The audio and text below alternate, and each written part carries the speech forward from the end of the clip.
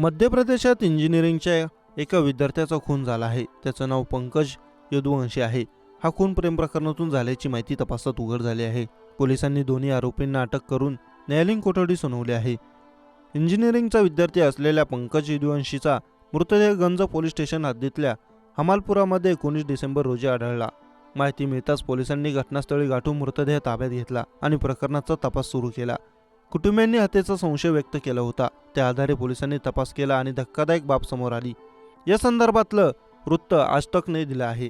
Police तपास करत असतानाच पंकजचा मृत्यू त्याच्या अंतर्गत अवयवांनी गंभीर दुखापत झाल्यामुळे झाल्याचं पोस्टमॉर्टम रिपोर्टमध्ये उघड झालं। त्यामुळे पंकजचा खून झाल्याची पोलिसांना खात्री पटली आणि त्यांनी त्या दिशेने तपास सुरू केला। कुटुंबियांनीही खुनाचा संशय व्यक्त केला होता। या संशयाच्या आधारे हेमंत यादव आणि देवेंद्र यादव यांना ताब्यात घेण्यात आलं। त्यांच्याकडे कसून चौकशी केली असता त्यांनी आपल्या गुन्ह्याची कबुली दिली। आरोपींनी पोलिसांना सांगितले की हेमंत यादवची एका अल्पवयीन मुलीशी मैत्री होती। हेमंतने त्या मुलीला सोमवारी रात्री हमालपूरमधल्या पंकज यदुवंशीच्या खोलीत पकडलं होतं। त्यानंतर हेमंतने त्याचा मित्र देवेंद्रला बोलून पंकजला माचना नदीच्या काठावर नेऊन मारहाण केली। त्यानंतर तो मेला असं समजून त्याला सोडून ते दोघेही निघून गेले। त्यांनी पंकजचा मोबाईलही नदीकाठी फेकून दिला।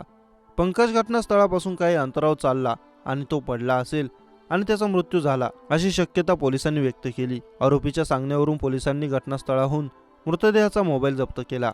याबाबत एसडीओची शालिनी परस्ते यांनी दिलेल्या माहितीनुसार 19 डिसेंबरला हमलापूर परिसरात पंकज यदुवंशीच्या नावाच्या तरुणाचा मृतदेह आढळून आला होता। पोस्टमॉर्टम रिपोर्टमध्ये त्याच्या शरीरात जखमा असल्याचं समोर आलं होतं।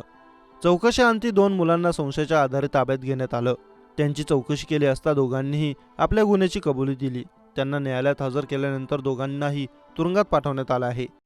अविवाहित मुलांची संख्या वाढत असून अशा अविवाहित मुलांसाठी पालक मुली शोधत असतात। दलालामार्फत किंवा नातलगांच्या माध्यमातून मुली शोधत असतात।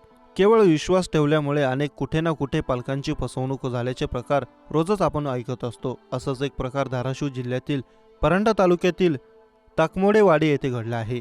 मिळालेल्या माहितीनुसार 2 ते 3 महिन्यांपूर्वी नवरदेवाचा काका आणि नवरीची आई यांची ओळख छत्रपती संभाजीनगर येथील बसमध्ये झाली। चर्चेमध्ये पुतण्या लग्नाचा असल्याचे सांगताच नवरीच्या आईने त्यांची मुलगी लग्नाची असल्याचे सांगितले। नंतर दोघांनी वारंवार फोनवर संपर्क केला। मुलगी सुंदर असल्यामुळे लग्नाचे निश्चित झाले। 1 लाख रुपये रोख आणि नवरी मुलीला देण्याचे ठरले। येथील फिर्यादी जळगाव जिल्ह्यातील पाचोरा तालुक्यातील अंतुलीर बुद्रुक येथील विजय प्रताप पाटील यांचे पुतणे यांच्याशी दीपाली भोसले या मुलीचे लग्न लावून देतो असे आमिष मुलीच्या आईने विजय पाटील यांना दाखवले होते। लग्नासाठी मुलाकडून मुलीला 1 लाख रुपये रोख आणि 3 तोळे सोन्याचे दागिने देण्याचे ठरवले होते। लग्न परंडा तालुक्यातील ताकमोडेवाडी येथे मुलीच्या घरी दिनांक 7 डिसेंबर रोजी करून देण्याचे ठरले होते। ठरलेल्या वेळेनुसार लग्नासाठी जळगाव येथून मुलगा आणि नातेवाईक मुलीच्या घरी ताकमोडेवाडी येथे आल्यावर त्यांचा पाहुणचार करण्यात आला। मुलगी लग्नासाठी नटून तयार झाली। ठरलेली 1 लाखाची रोख रक्कम आणि सोन्याचे दागिने वऱ्हाडी मंडळींकडून मुलीला देण्यात आले। रक्कम आणि दागिने ताब्यात मिळाल्यावर मुलीकडील लोकांनी रचलेल्या कटानुसार वऱ्हाडी मंडळींवर मिरची पावडर टाकत मुलीसह सर्वजण पसार झाले।